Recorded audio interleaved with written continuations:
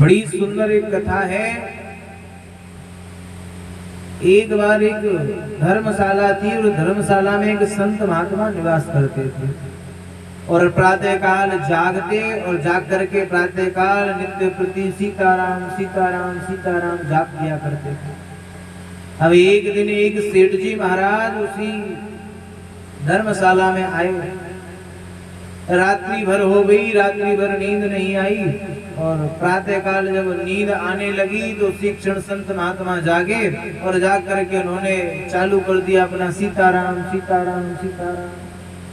अब तो जब सीताराम नाम जाप करने लगे तो सेठ जी की नींद खराब हो गई। विचार करने लगे ये प्रातः काल संत महात्मा जैसे तैसे तो नींद आई, इन्होंने फिर जगा दिया। दौड़े दौड़े आए संत महात्मा के पास आकर के चिल्लाने लगे, बोले प्रातः काल जैसे तैसे तो नींद आई, आपने फिर से हमारी नींद खराब कर दी। क्या है ये प्रातः काल जागते ही और सुबह सीताराम सीताराम जाप करते रहते हो हैं? बड़े भोर से संत जन करते सीताराम और इनकी सीताराम ने कर दी नींद हराम। उन्होंने कहा बोले सीताराम नाम बंद करो। संत महात्मा ने कहा बोले महाराज ये सीताराम नाम क्यों बंद करा रहे हो? बोले हम तो राम नाम का ही खाते हैं। बोले हमें ही क्या, सारा संसार राम नाम का खाता है, सब पर भगवान की कृपा है। तो सेठ जी ने कहा बोले मैं नहीं मानता, मैं इस बात को नहीं मानता कि सारा संसार भगवान की खाता है, राम नाम का खाता है। बोले अगर ऐसा हो जाए, अगर ये बात है तो आप एक कार्य कीजिए, हमसे शर्त लगा लीजिए। संत जी ने कहा बोले क्या शर्त लगाए? बोले मैं 24 घंटे तक भोजन ग्रहण नहीं करूंगा और अगर 24 घंटे के बीच में राम जी ने मुझे भोजन ग्रहण करा दिया तो मैं मान जाऊंगा कि भगवान की कृपा हर व्यक्ति के ऊपर है।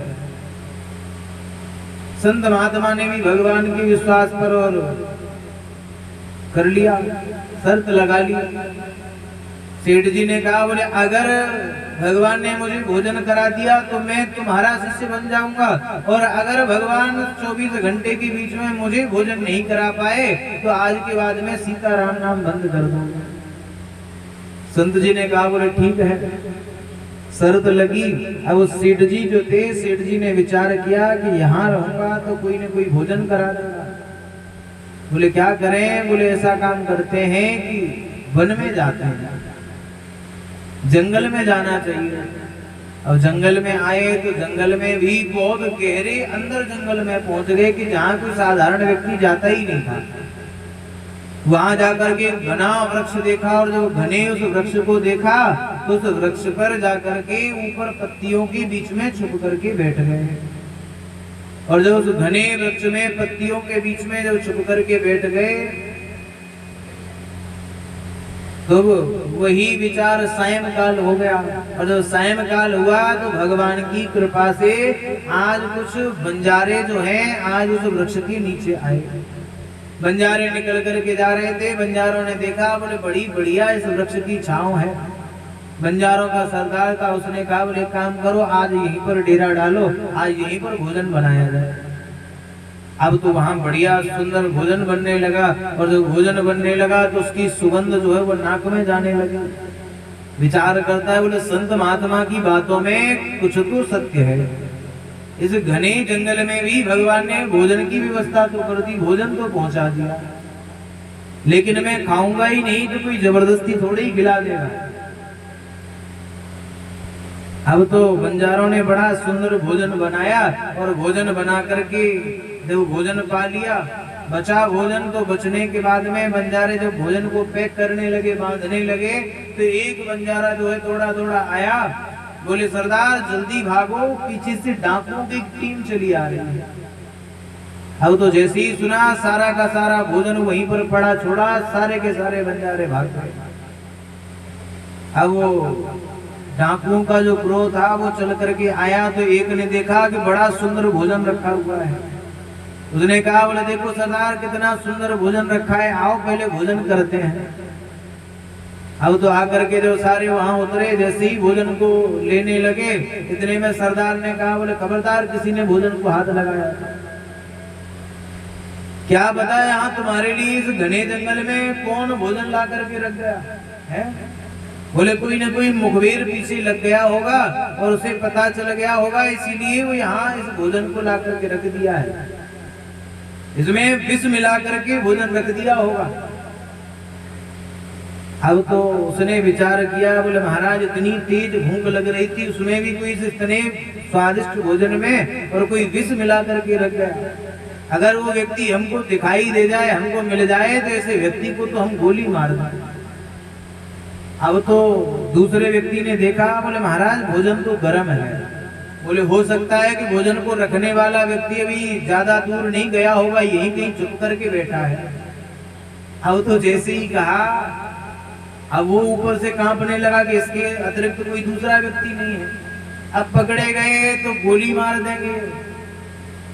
अब तो ऊपर जैसे ही कांपने लगा तो पत्ते हिलने लगे, और जब पत्ते हिलने लगे तो एक की दृष्टि पड़ गई। बोले देखो महाराज, इन वृक्षों के इन पत्तों के पीछे कोई छुपा है।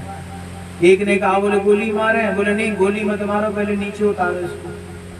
वो ऊपर से ही बोला, बोले महाराज गोली मत मारिए, मैं आपका सारा कार्य करूंगा। गोली मत मारो सुनी बोली सुभीत भरी, मैं आपका सारा कार्य कर लूंगा, आपका वजन सर पर उठा करके आपके पीछे पीछे चलूंगा, आप जो कहोगे वो काम कर लूंगा।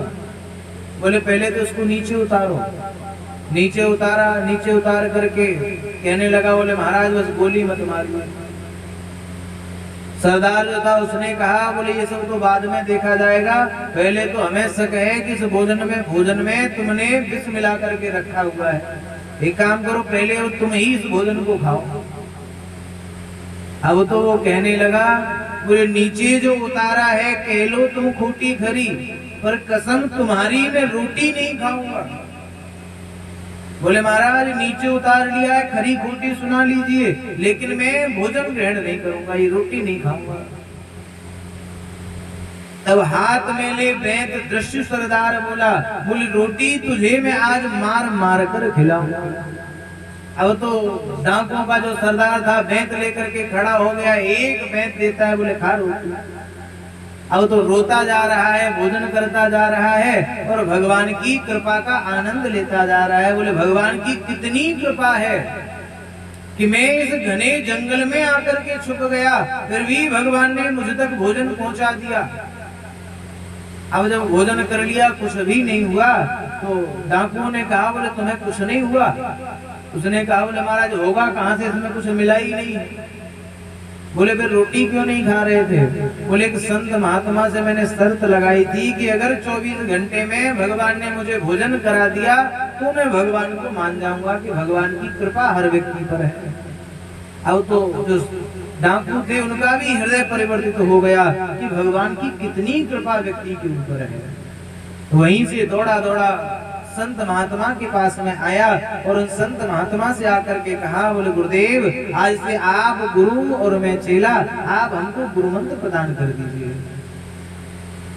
और उन्होंने संत ने गुरु मंत्र प्रदान कर दिया और उसी समय से वृंदावन धाम में निवास करने लगे। और वृंदावन धाम के परम संत श्री मलूक दास जी महाराज के रूप में वही प्रकट हुए, जो भगवान पर कभी विश्वास नहीं करते थे। कलयुग की ही सत्य घटना है वृंदावन धाम की, वृंदावन धाम की ही सत्य घटना है। वृंदावन धाम में मलूक पीठाधीश्वर जो हैं, उसी पीठ के सबसे श्रेष्ठ संत मलूक दास जी महाराज, जो भगवान पर कभी विश्वास नहीं करते थे, वो वृंदावन धाम के परम संत मलूक दास जी के रूप में प्रकट हो गए। ऐसी भगवान की कृपा है, जिन्होंने अपने लेखनी से लिख दिया कि अजगर करे न चाकरी, पंछी करे न काम, दास मलूका योग है सबके दाता राम। जो व्यक्ति को कुछ भी करने की आवश्यकता नहीं है, भगवान की कृपा व्यक्ति पर हो जाए तो व्यक्ति को घर बैठे ही सब कुछ प्राप्त हो जाता है। ऐसी कृपा व्यक्ति के ऊपर भगवान करते हैं, इसीलिए भगवान की